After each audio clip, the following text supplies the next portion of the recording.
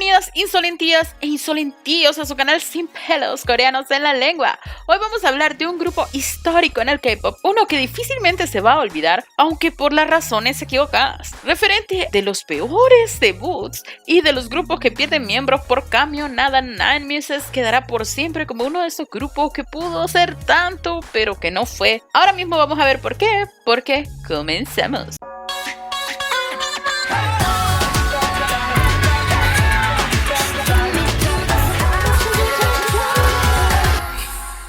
El debut de Nine Muses fue un enorme fracaso.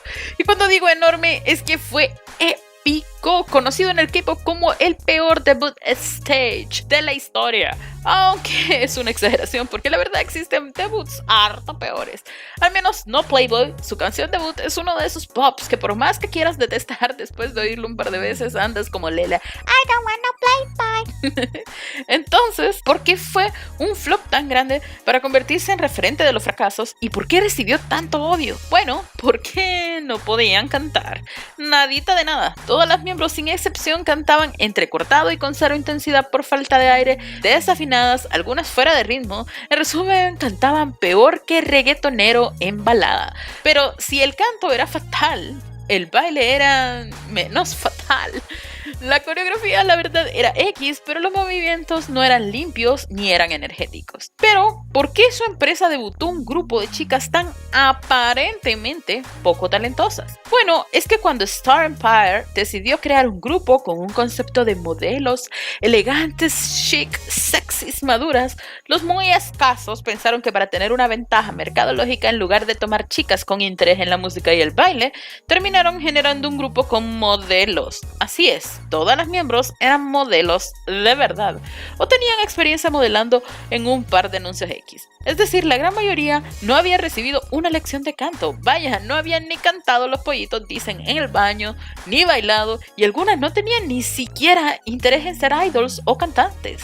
Y la verdad, aunque pre-debut esto sí le funcionó a Star Empire para generar expectativas sobre el grupo, al momento de debutar se volvió en su contra porque la mitad de las chicas ni siquiera eran modelos, sino chicas que habían hecho algún comercial. Así que aunque guapas, no daban esa como vibra de modelo. Para terminarla de cajetear, a pesar que el concepto del grupo era supuestamente chic, el vestuario era más bien un tanto vulgarín y poco elegante.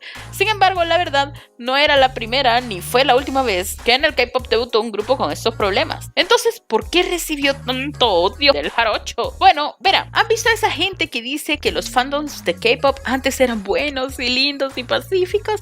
Sí, bueno, esa gente miente con todos los dientes. Los fandoms siempre han sido una castrosidad tóxica, simplemente han cambiado los modos y las causas. Y en la época en que Nine Muses debutó, el K-pop era el reino de las Big Three y no había ningún grupo que llegara al tope porque lo aplastaban las Big Three y sus fandoms ultra locos. Así que cualquier grupo que naciera de una agencia menor ya era tachado como algo inferior. Pero además, si un grupo tenía la más mínima y lejana similitud y encima podía generar la más ínfima posibilidad de ser una competencia para un grupo ya establecido, el fandom de ese grupo se le tiraba a matar. Y esto fue lo que sucedió con Nine Muses, y es que cuando se anunció que iban a ser 9 las miembros, se les acusó de que estaban copiando a Girls' Generation, solo porque eran 9 integrantes.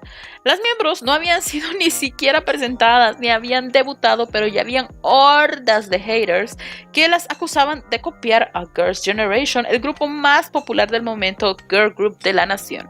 Y como habrán notado en mi video de la historia de T-ara, el público general antes era mucho más influenciado por las puercadas que inventaban los antis. Así que de gratis las pobres chamacas de Nine Muses ni habían debutado y ya eran odiadas. Y ese odio se potenció cuando se anunció que eran modelos con carreras ya en el modelaje y sus conceptos serían de modelos y ya tenían admiradores y fans por esa carrera.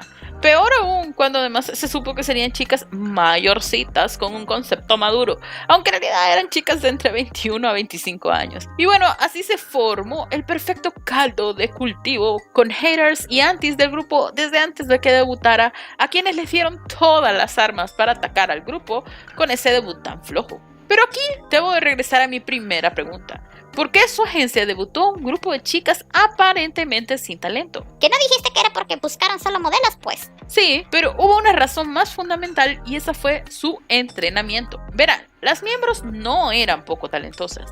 De hecho, había unas chicas muy talentosas y todas hubiesen podido desempeñarse mejor si su empresa las hubiera preparado bien. Y esto se evidencia en el documental del debut del grupo Nine Muses of Star Empire, donde se observa claramente la mala preparación que le brindó la empresa, con un coreógrafo que solo se ocupaba de que siguieran los pasos pero no de su expresión y control corporal, y un productor musical que le dice a una de las miembros que le expresó que no podía cantar las notas santas, diciéndole grítalas. Y esto se debe a la visión de la empresa. Verán, todo el asunto del concepto de modelos no solo era una forma de la empresa de marketear al grupo y darle un perfil único. En realidad respondía al hecho que el objetivo y prioridad de la empresa era ser un grupo visual y no le importó nada más, así. Cero.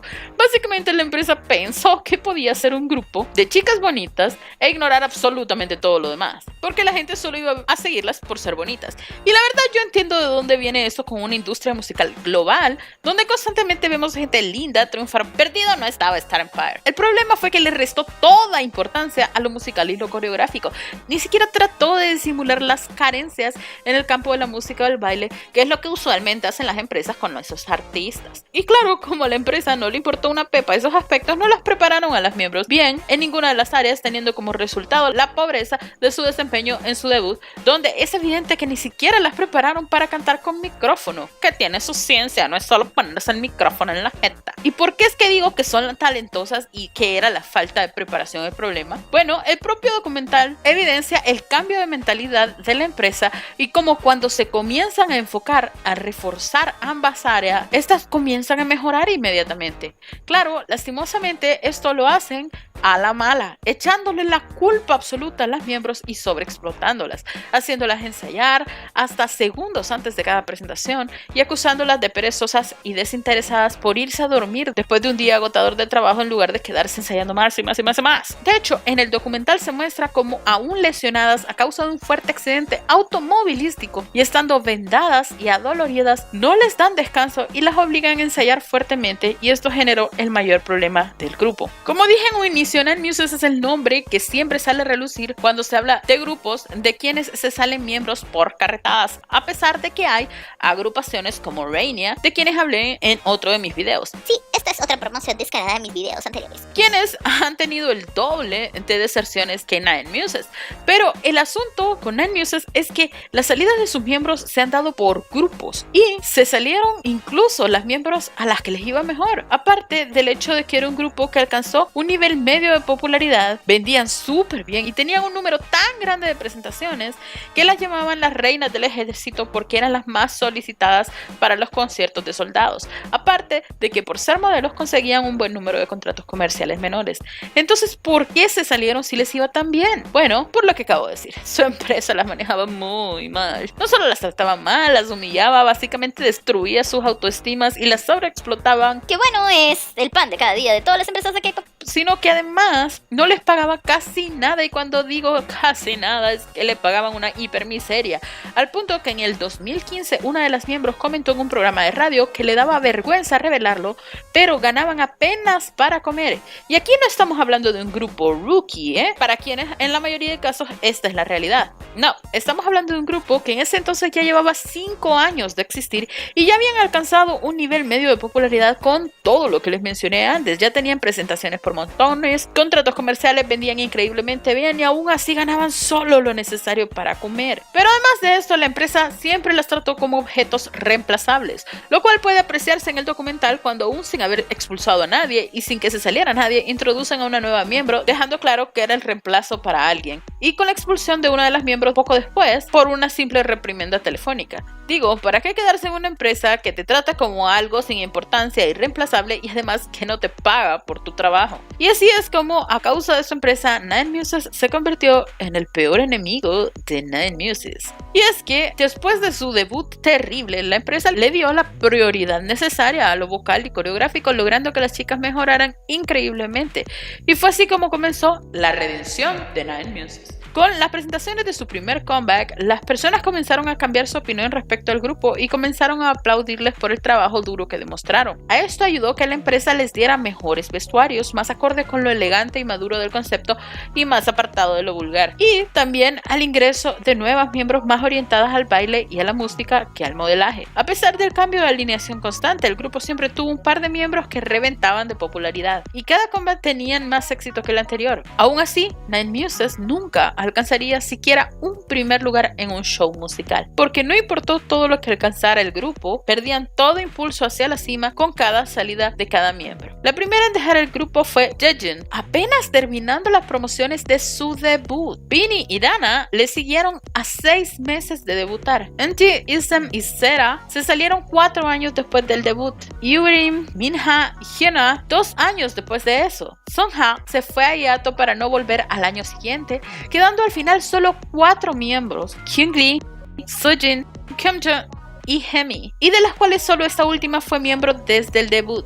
A pesar que las nuevas integrantes que entraban a reemplazar las salientes lograban amasar popularidad, el grupo se mantuvo en un círculo vicioso en el cual básicamente se caían para volver a levantarse. Las ex integrantes mantuvieron su amistad, incluso con las que permanecieron activas, algunas atendiendo a los conciertos del grupo, otras trabajando juntas, pero en su mayoría desaparecieron de la faz del mundo del entretenimiento. Algunas pocas se mantuvieron modelando sin mayor relevancia, otras se mantienen en la música aunque con poco éxito. Y al final todo ese esfuerzo para lograr levantarse como el ave fénix del debut más trágico de la escena del K-pop a un grupo con buenas presentaciones en vivo, redimido ante el ojo público, con infinito potencial y grandes canciones, quedaron en la historia del K-pop como esa redención que no sirvió para nadie más que para los bolsillos de su empresa.